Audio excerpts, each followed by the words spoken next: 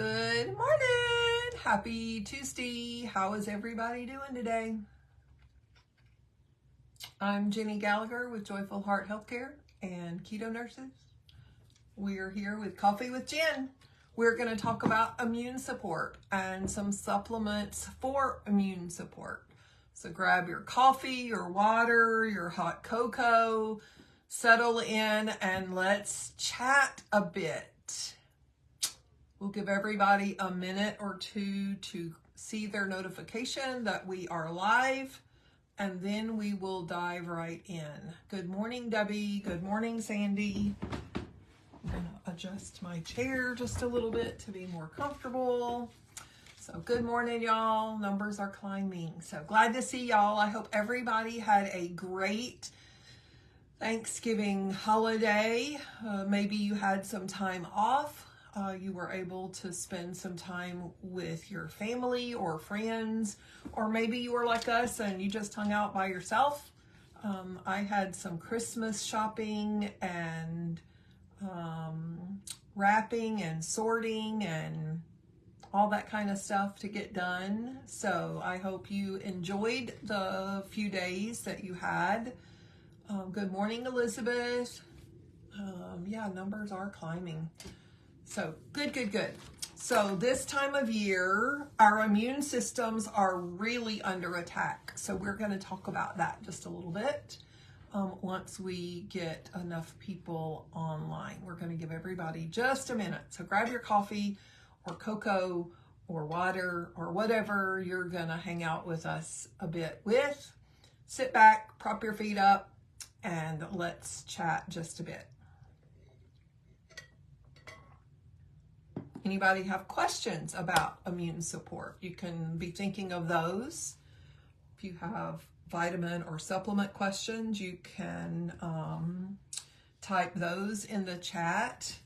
We're going to be talking about immune support and a few specific supplements. We're not going to talk about a whole bunch of vitamins and supplements, but a few that are specific to immune support. So if you have questions, we'll get right to those here in just a minute. So today's topic is immune support. And in the midst of that, we are going to talk a little bit about some cautions and warnings about some supplements. So yeah, we'll talk about that too. Good morning, Terry. Glad to see you're here with us today.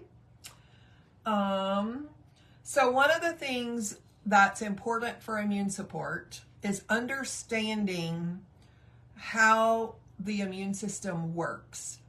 So the immune system requires your white blood cells to be in a good state, in good quantity and in good health. The best way to ensure good, healthy white blood cells is to make sure you feed them, that you support their replication. The best way to do that is eat healthy proteins every day. That's your meat. If you are not consuming adequate meat protein, your body cannot produce adequate white blood cells. It's just not going to happen. Your white blood cell count will stay on the low end or just below range because there's not enough protein and the body will sacrifice something, okay? So, for instance, if you are, say, pregnant, your body will sacrifice your own immune support system in lieu of growing the baby. So those proteins are going to go toward growing a baby rather than making you have a lot of white blood cells. So the body will prioritize its own system. Like whatever it thinks is priority will be priority. You can't control that. I can't control that. We can't magically tell your genes, your DNA, your RNA. We can't tell your cells what is your body's priority. Only your body can decide that. That's why it is so important to provide adequate nutrition. So white blood cells require meat protein every day to support your immune system, okay? Another major ingredient for your immune system is vitamin D. Okay, vitamin D is necessary for immunity. If you aren't consuming protein and vitamin D, you aren't going to have a strong immune system. Now, what do both of those require that mainstream nutrition people, mainstream medical people not tell you about? What, anybody want to guess what you have to have for those two things to be absorbed? Anybody want to guess this morning? Proteins and vitamin D require something very specific for their absorption and utilization. Anybody want to guess what that is? Mainstream will not tell you this. They have totally forgotten it. Debbie Brown, ding, ding, ding. You are exactly right. Both your proteins and your vitamin D require fat for absorption. Now, protein requires vitamin A more specifically. The easiest way to get your vitamin A is in butter. That's the easiest way. Lots of butter, lots of vitamin A comes in butter. So that just makes it really simple. It's easy to cook in butter. It's easy to add butter to your meals. You don't have to like be dripping in butter. You don't have to drink butter, but you need butter with pretty much every meal. If you can put a little bit of butter with every meal, your proteins will be absorbed much more effectively and your body will utilize those proteins much more effectively. For vitamin D, it is a fat-soluble vitamin. That goes back to basic nutrition that you probably learned in 9th grade biology, 10th grade biology. If you took a nutrition course in college, you also learned that then. There are fat-soluble vitamins, there are water-soluble vitamins. Fat-soluble vitamins are A, E, D, and K, without fats coming in at the exact same time as those fat-soluble vitamins. You won't absorb them.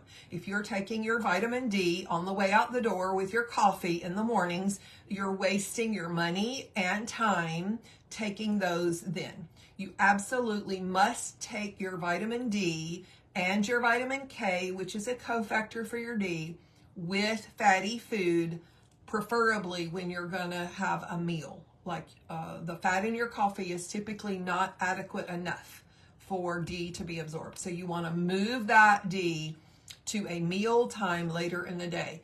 D can typically be taken any time of the day. So if you're taking a vitamin D, which most of us should probably be taking a D, you want to take it with fats later in the day with your fatty meal. So protein and D both are required for your immune support system, and they both require fatty food for their absorption. Okay? So in addition, you want to make sure you are getting vitamin C. This time of year, it's cooler outside, so that means we're staying inside more. Kids are in school, they're herded into small spaces, they're germy, they're sharing items, bouncing balls, sharing toys back and forth. Lots of germs conglomerate into tiny spaces, small rooms that often aren't disinfected frequently. So lots of germs are going around the classroom, going around the playroom, going around the daycare. So it's really easy for germs to spread. I may have told you this story before. I used to teach at the VOTAC back in Kosciuszko when I was an RN. And I had my best friend in the whole wide world, Teresa, was the school nurse in the school district then. And she would come over every year and do a discussion and presentation using her black light. And she and I would put this special powder on our hands, and we would shake hands, and she would pat them on the back, touch them as greeting them as every student walked in the door. She would make sure to touch just about everybody that walked in and welcome them to our session. Nothing massive, nothing major. She would just like, hey, glad to see you. I'm so glad you're here today. I'm Teresa. How are you? Like just a normal greeting. So then once we got started, I would introduce her and tell a little bit about her. And we would turn the lights off and she would get her black light and walk around the room. And we would discuss how easily that powder spread onto things she didn't even really touch, because she shook some of their hands and then they touched things in the room, the table, their backpack, their books, their pens, their pencils, their purses, their phones. Like that powder spread like wildfire around the room, even though she didn't touch a lot of those things. She touched them and they touched all these other things. They were shocked at how fast those germs spread in the black powder stuff. And so we were demonstrating how easily germs spread. And that's exactly how germs spread. Is you touch something, you wipe your nose, you touch your eye, you wipe your mouth, like you grab germs from everywhere, and then you touch other things out here, the doorknob, the salt shaker, the light switch. It's really easy to spread germs like that. And this time of year in schools, in daycares, in offices, it's really easy because the air is really dry. The body is not very well hydrated often. We don't drink enough water. Therefore, our bodies are just more susceptible to germy things. The other thing that happens this time of year, does anybody want to guess what happens this time of year that makes our immune systems extremely weak? Anybody want to guess what happens this time of year that really stresses our immune system? Any guesses out there? Debbie, you were on a roll with the fat. You want to make a guess as to what stresses our immune system this time of year? Not putting you on the spot, but does anybody want to guess? There's a major thing that happens this time of year. This time of year. So less sun does help, but there's something that's massively more important than that. That's a really good guess. That does impact our immune system a little bit. That's a great vitamin D level, Debbie. That's a great vitamin D level. That's where you want to keep it.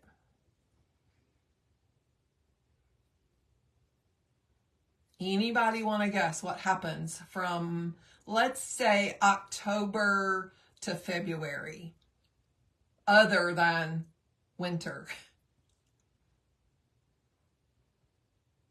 Anybody got a guess? Surely somebody's got a guess. I gave it away with the months.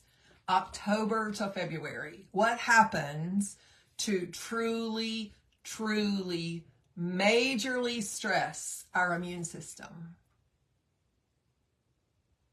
Dry air for sure, but there's something else that's a big time stressor.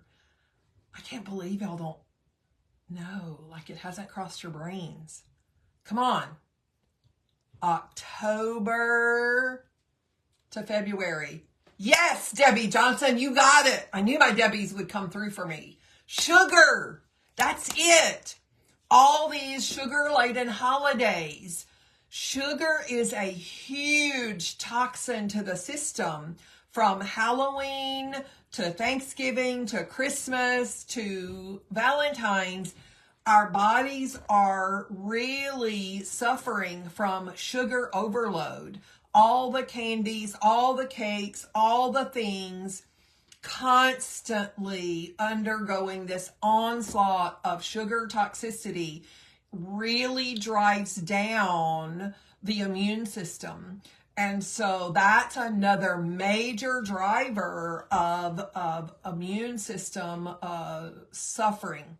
So it's really vital that we try to avoid all the sugar we can, especially with our kids who are really susceptible. Number one, their bodies are growing. That puts enough stress on their systems already. So now we're growing kids consuming bunches of sugars and toxins in all this processed stuff, all these candies and dyes and preservatives and all that stuff coming into the system like constantly for 4 or 5 months straight, and suddenly every germ under the sun is making them sick, and they bring these germs home and they make us sick.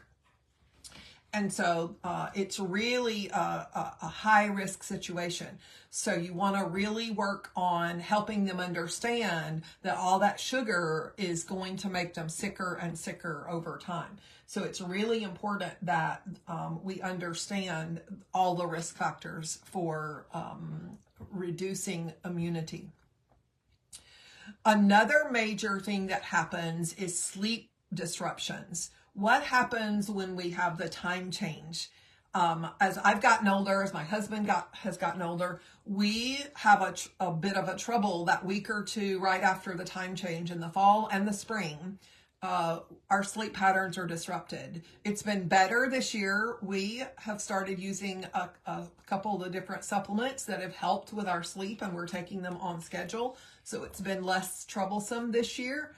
And so we're going to talk about another sleep session. I did a sleep session a long time ago. We're going to do another one soon, and we'll cover that some more. But sleep disruption, especially with the added sugar, with colds and coughing, that interferes with sleep patterns, hormonal problems, menopause changes, like all of that stuff really messes with sleep patterns. Stress in and of itself will disrupt sleep, but it's really important that you get adequate sleep. 6 to 8 hours is typical for most adults. For most kids, it can be 8 to 12 hours that kids need. And typically teenagers need 10 to 12. A lot of teenagers will swear they get by fine on 4 to 6 hours, but they really don't. Their bodies are growing and changing so rapidly that they often need 10 or 12. You have trouble waking your teenager up at 6 or 7 in the morning for school. It's because they're not ready to wake up. Their bodies are still trying to rest from all the growing that they're doing overnight. And then they're not resting, so their immunity is down and weakened, so their bodies aren't working right. So sleep is really important.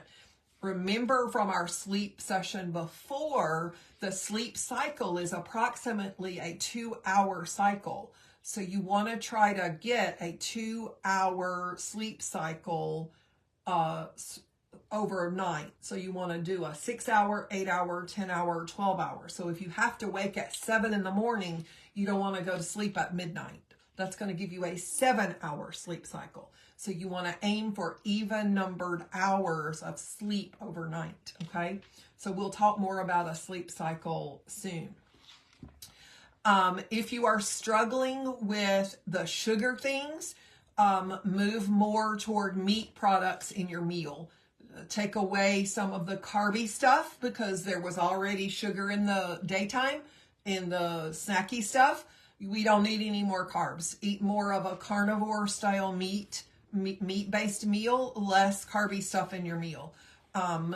Teach your children when you're putting food out on the plates and table. Well, you had all these carbs, all these sugars for your Christmas party, your Thanksgiving party, that birthday party, whatever it was, you had all those carbs and glucose items at that thing. So we used up all the carbs that the body can handle for today. So today, this supper is going to be mostly meat and cheese. We can have some eggs, we can have other protein sources, but we're not going to have many vegetables at this meal. You can have some stir-fried broccoli or Brussels sprouts or some bacon. Bacon's good with everything, and most kids love some bacon.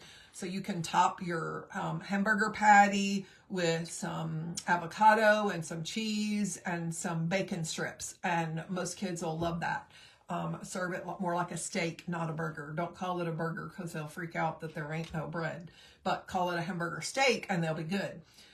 So yeah, just teach them how to balance things out more nutrition wise. If you had a lot of sugar, let's do this meal more carnivore and teach them about the balance with that glucose. They already had plenty for the day. They need to like detox and let that clear their system by having this more meat-based meal, less carby stuff here. Increase butter in your meals, the healthy fats. You can have some olive oil, but remember, olive oil often creates PUFAs, polyunsaturated fatty acids, when it's heated to really high temps. So we don't want to do that. Those are inflammatory fats once it's really high temped, and creating those PUFAs. So you don't want to cook in olive oil. You want to pour that on once you're done cooking if you want the flavor of olive oil. So cook in butter or bacon grease or coconut oil. Cook in something that is able to be heated higher without creating PUFAs. Lard and tallow are great for high temp cooking, but olive oil is not great for high temp cooking. So be careful with that. But use healthy fats, because healthy fats do help support brain health, and brain health is great for supporting immunity and brain balance and health, which reduces stress. A lot of people will use probiotics to help support immunity. Remember, about 80 to 90% of your immune support system begins in your gut. So if your gut is messed up or your kid's gut is messed up, you got to fix the gut. If you can't absorb your nutrition, it starts in the gut. You got to fix the gut. Gut health is where your health really begins. If you can't absorb the protein, you got to fix the gut. If you can't absorb your vitamins, you got to fix the gut. Like, you just have to fix the gut if you really want to be healthy, if you want to avoid illness, if you want to reduce illness, if you want to improve how many days you're sick. You can get the flu and be horribly sick, or you can get the flu and be minimally sick. Mostly that's your choice. You can fix your body to where you don't have to be that sick. Metabolically dysfunctional people are much sicker. People that have diabetes, people that have asthma, people that have hypertension, people that have cancer, people that have all sorts of health problems are much sicker when they get colds or flus or whatever, mostly because their gut health is already impaired, because their immunity is already impaired. They already have things that are stressing the body and stressing their immune system. So those things prevent the body from being able to fight off those germs when they attack. If you support your metabolic health first, then your immune system is able to function more optimally and prevent you from being as sick with illness. We saw that over and over during the pandemic, as the people that were the sickest and were most likely to be hospitalized were those people with metabolic dysfunction. We saw that over and over and over. Those people that had metabolic challenges to their health, those were people that were the sickest as a general rule. Okay? So, but probiotics can be one of the aids at helping with the gut health. One of the problems with using a probiotic that I found, I was not expecting this. When I first started doing this more functional kind of care, I discovered really quickly that people that just started willy-nilly taking a probiotic, I had a few of them have some fainting, almost fainting spells. And I was like, what happened? Tell me what was going on. As I investigated, I began to uncover that people that had really bad candida overgrowth in their guts that started taking probiotics out of the blue had bad reactions. What happened is that yeast and bacteria battle in the gut. You're supposed to have some yeast and some bacteria, and they work in concert in the gut to help you absorb and utilize nutrients. If you take, for instance, antibiotics, if you are put under anesthesia for surgeries or procedures, any kind of gut insult, anything that happens to make your gut not work properly, a colonoscopy even, can alter that balance. And when that happens, yeast overgrow. If you suddenly put a whole bunch of bacteria in there, the bacteria overwhelm the yeast, creating often symptoms of a vasovagal response, creating a symptom where you feel faint and weak and you can pass out. So if you start just randomly taking a probiotic and you have those kind of spells, I can promise you that's a yeast overgrowth problem. So I tell people to be very cautious if you just randomly start a probiotic out of the blue. You want to start a very low dose, start very carefully, pay very close attention to how you feel. I teach my patients to not do that, to not start a probiotic out of the blue. I teach patients a very specific gut protocol.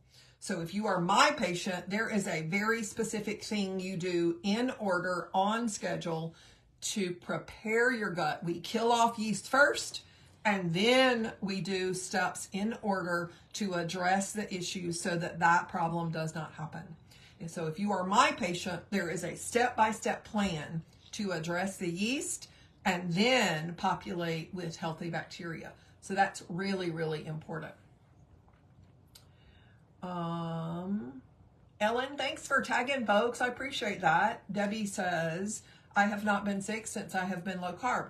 Yes, that's extremely important to recognize, Debbie. Most people that eliminate the inflammation from the grainy foods, the high sugar foods, all of that stuff, we significantly improve our immune system. Yep, it's amazing how much improved the immune system gets. So probiotics can be helpful, but all of that previous caution needs to be taken into consideration.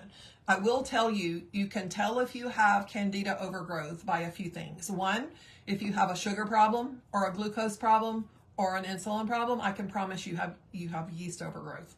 You may not know it, you may not realize it, you may not understand it, but I can promise you 99.9% of the time, yeast overgrowth comes in the presence of a glucose problem, because glucose is what the yeast feed on. Think about how you make bread rise. How do you make bread rise? You put yeast and warm water in a bowl, in a jar, with what? Sugar. That's how it works. So if you cut off their food supply and you stop eating all that sugar and those grains and those carbs, the sugar die off. I mean, the yeast die off. I need more coffee. The yeast will die off if you cut off their food supply. So some of them will still be active, and that's why we use medicine or supplements to kill them off while you are cutting off their food supply, because they will continue to live for a long time. Yeast don't just die in one day. It's a long process.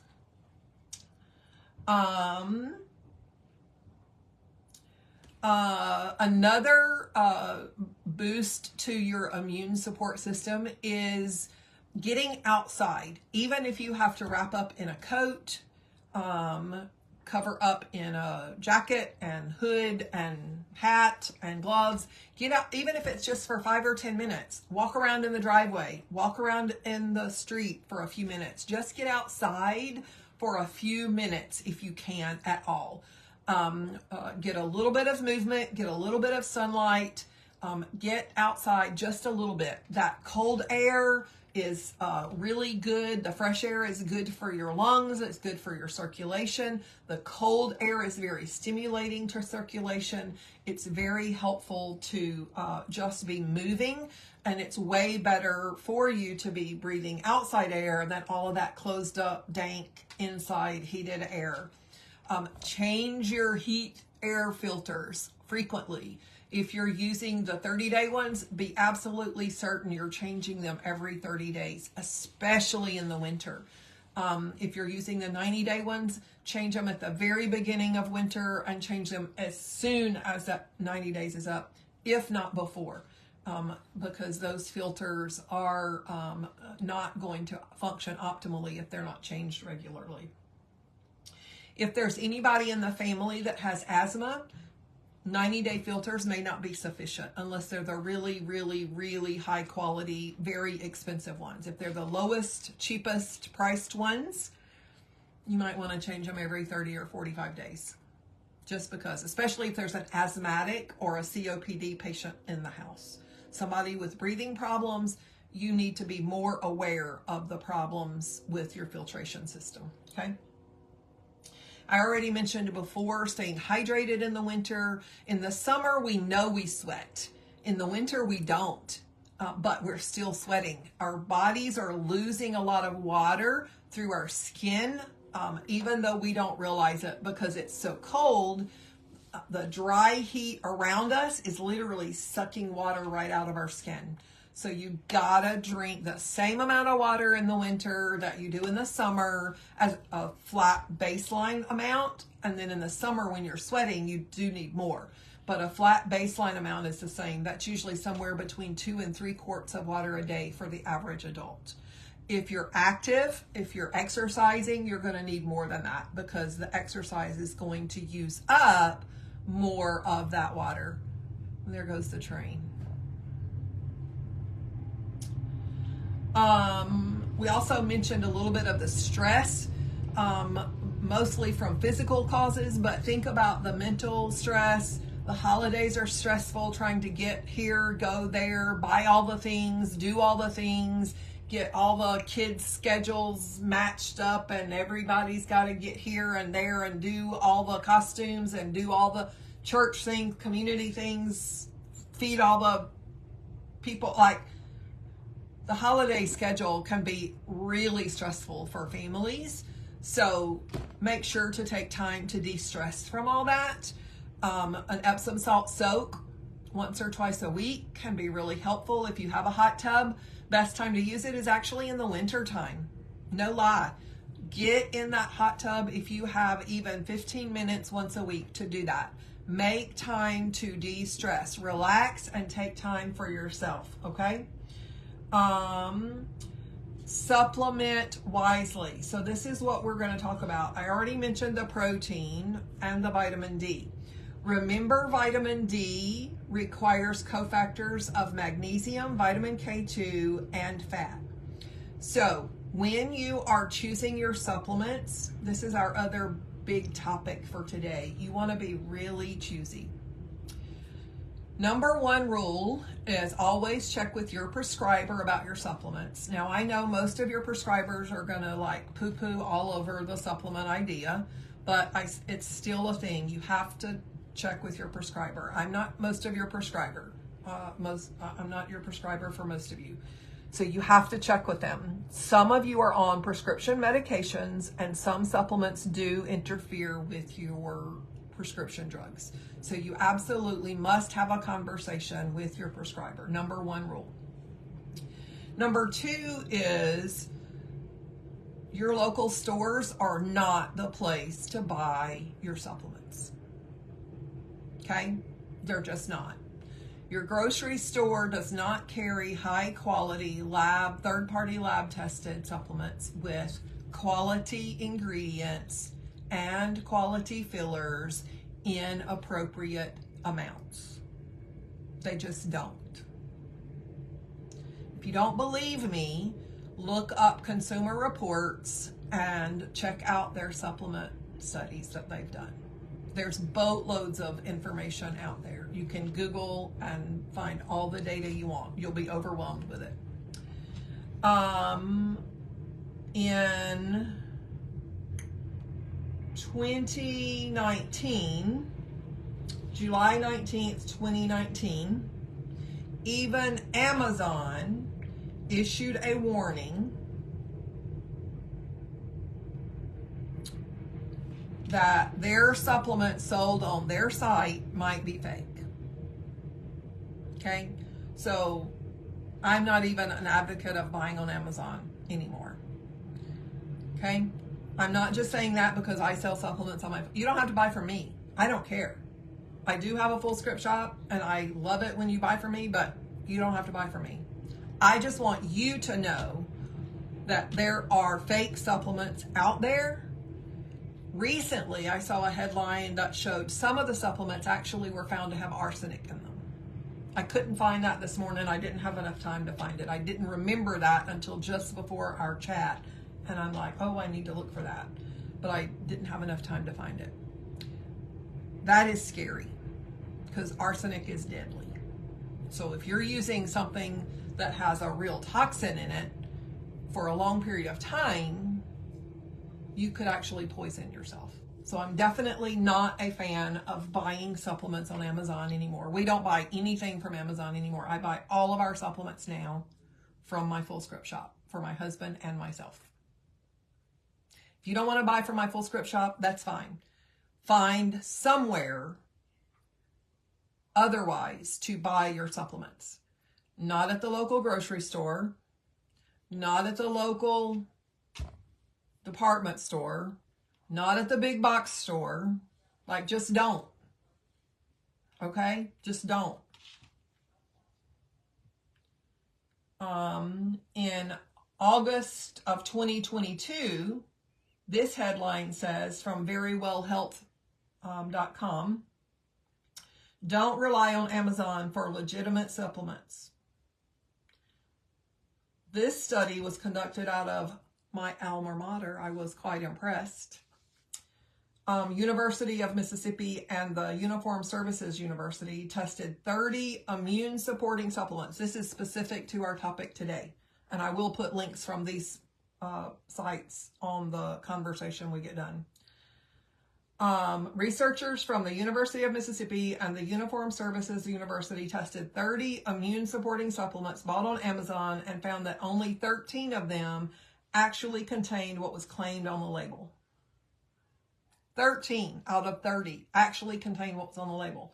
And some of them didn't even contain the amount on the label. So Amazon no longer is a reputable place to purchase your supplements. Okay? My full script shop can be found in two places. On my Facebook page, Joyful Heart Healthcare. There's a carousel of links at the very top pinned to my page. Just scroll through that carousel till you find a full script link. It is also on my website, joyfulhearthousecalls.com. At the very top right of the page, there's a few links. There's my blog, there's my shop, there's several things up there. But I will put a link to my full script shop in the comments when I get done with today's live. This is not about selling you something. Honestly, I just want you to be safely supplementing appropriately. Okay? So I just want you to be aware there are unsafe supplements out there. Okay?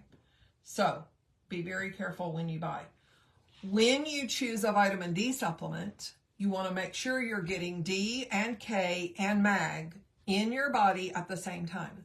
I put my patients on a product called OsteoPX because it has all three of those in one supplement. Therefore, you don't have to buy three different things. And that saves money. If you have to buy a D, a K, and a mag, you're looking at probably 20 or 30 bucks per pill. That can be 90 bucks for three things. That's dumb when OsteoPX is about 30 for the whole package and you just need one pill a day. That's the other thing to look at when you're looking at supplements. When you look at the dose, it's not a dose, it's a serving size. Many supplements have a serving size of 3 or 4, sometimes 6 capsules per serving size. So if you buy, for instance, magnesium is world famous for this. If you buy a magnesium that says 6 capsules are a serving size and there are 30 capsules in a bottle for $30, you get 5 days for 30 bucks. Does that sound real economical? You got to buy 5 bottles of them to get you through the whole month. 6 bottles of them to get you through the whole month. I need more coffee. My math is bad. So look at serving size before you make a purchase. Know you're going to get your whole month or 3 months, however many days you want in your dose. Make sure you're getting that in your serving size. I have a lot of patients that buy a supplement that says 3 capsules are a serving size, but they're taking 1 a day until we sit together in an appointment. And I'm like, well, how come your blood levels aren't changing? How many are a serving size? Like, let's look at the bottle. And that's when they realize they didn't read the label. So you got to read labels. Every single supplement is completely different than a medication. In a medication, 1 pill is 1 serving, 1 dose. But in supplements, you might have 2 or 3 or 4 tablets is the dose. So you have to read that label carefully. Some people you hear talk about zinc or selenium being helpful for immune support. They can be, but they are literally only short-term supplements. You never take zinc or any heavy metal long-term without lab testing. Never, never, never, never, never. There is never an okay time to take zinc or iron or selenium or molybdenum, any metal, more than 2 weeks. Ever. Ever. There is nowhere for the body to store those heavy metals when you take too much of them. You're not going to pee them off. You're not going to poop them out. They're heavy metals. They will get stored. They will damage your tissues. Only use them short term while you are avoiding an illness. You think you've been exposed to something. You went and had Thanksgiving with the whole family. You were traveling for 2-ish weeks and then stop. Okay? That's all. You never take heavy metals for more than about 2 weeks. Ever. That's a hard and fast rule. Period. There is never an exception to that. Elderberry is a great antiviral supplement. It can be really helpful. You want to be really careful dosing elderberry liquids in kiddos. A lot of elderberry liquids are alcohol based. They soak the berries in vodka or other alcohols. So you could really mess up your kiddos if you dose them with elderberry liquids. Even some of the gummies might have alcohol in them. So be really careful and read labels very carefully if you're going to use elderberry to manage viral illnesses in your kiddos. Be really, really careful with that. Some people will use garlic or mushrooms. You want to be careful with some of the mushrooms. I have a few antiviral supplements in my full script shop under my protocols. I have an antivirals protocols. You don't need all of those. You just go in the protocols section and choose the 1 or 2 things that you want to use. Most of the things in the protocol section have multiple ingredients in them, like the mushroom supplement. It has cordyceps and lion's mane and turkey tail. It has several different types of mushrooms. They are all effective against various viral illnesses. Some people will use echinacea. Echinacea is a great supplement, but it's not very effective against viruses. That's more of an antibiotic. So if you think you have, for instance, a sinus infection or an ear infection, golden seal and or echinacea might help with those kinds of infections if you get an appropriate dose of those, serving sizes of those. But echinacea is not helpful with a viral illness. So you want to make sure you're looking up what you think you have and separating whether you think it's viral or bacterial, and then deciding which supplements you think are more appropriate for your immune support. The other thing you want to be very cautious of, if you're choosing to treat yourself with supplements, you want to do that only for 3 to 5 days. And if you're not getting better, then it's time to seek prescription medication. There's, especially if you're getting worse.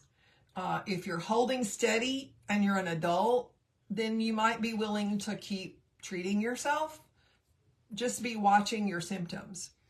If you're treating a child or an elder with supplements, oh, that really worries me. That's when I get really nervous. I get really, really, really nervous. Kids and elders go downhill very fast. I typically limit supplement treatments for these two populations to 2 or 3 days. If they aren't beginning to improve, I really want to switch over to prescription drugs. They go downhill very fast. Elders will get septic, which is blood poisoning, and they can die from that. They can get pneumonia. They can die from that. Little kids can get septic. Little kids get pneumonia. That little kids get really, really sick. Little kids have zero reserve when it comes to immune support. They don't have extra fluids floating around like we do. Like big old adults, 100 pounds, 150 pounds. We have lots of reserves to bank on. Little kids don't. Elders don't. So you want to be really choosy if you're trying to manage these two vulnerable populations with supplements. I'm not a big advocate of treating those two populations for more than a few days with supplements. You want to move quickly into prescription drugs. So be really, really careful with that. But the bottom line is treating viruses is great with supplements as long as you know what you're doing. You feel fairly confident in the supplements and the doses and where you got them. If you are buying the cheapest thing from the local store, the dollar store, the corner grocery store, yeah, not probably going to be very effective. You just want to make sure you're getting quality supplements in appropriate amounts. So do be thinking about all of that when you're trying to support your immune system. By and large, vitamin C is a great supplement. I typically recommend my patients use lots of vitamin C. You could use various types. Liposomal is now available to a lot of people, and a lot of people like using liposomal. What's liposomal vitamin C? It's a vitamin C molecule in a fat molecule. So rather than it being so acidic, it's now wrapped up sort of in a molecule of fat. Much less troublesome to the gut. If any of you have ever tried to take vitamin C, it might make your tummy a little upset, and so that's troublesome for folks. And so the liposomal C is less belly upsetting for a lot of people, so people are switching over to using liposomal C. The other thing about liposomal C is it's, even though it might say it's 1,500 milligrams of liposomal C, the fat molecule makes it equivalent to a much higher dose. So you don't have to take as much liposomal C to get an equivalent of ascorbic acid, for instance. So you can read the label on your product you choose. If you use a liposomal C, it'll tell you what the equivalent is. So you don't have to take as many pills or as much powder if you use a liposomal.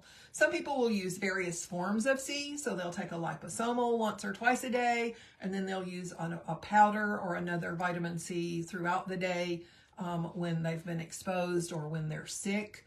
But vitamin C is a great antioxidant, great anti-inflammatory, great immune support. Whatever you do, avoid those cute little gummies and powders that you mix in water that have the zinc and the C, all those cute little supplements that are supposed to support your immunity. The amounts of everything in them are so minute, they are absolutely useless. Totally useless.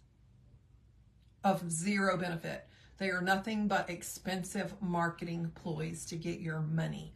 You want to use high quality ingredients in high decent amounts to support immunity when you think you're getting sick or you've been exposed. So I post lots of graphics on my Facebook page. I don't normally tell you how much to take. That's between you and your prescriber.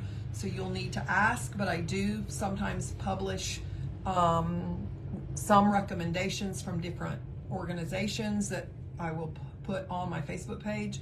And then my Full Script shop does have various protocols and things in there. You're welcome to choose and shop around, because you can shop wherever you want. But I'm not trying to sell you specific supplements. I just want you to know that some supplements sold today aren't very good quality. There are lots of good places to get supplements, not just for me. I just want you to know how to look for and pay attention to the labels and ingredients that you're shopping for, okay? So this has been how to support your immune system, especially during the winter months between October and February, when lots of things are stressing your system. So I hope this helps. I hope y'all had a great Thanksgiving, and I hope y'all are planning to have a great holiday season. I hope y'all enjoy the next few weeks. I'll see y'all next week. This is Jenny Gallagher with Joyful Heart Healthcare. See y'all.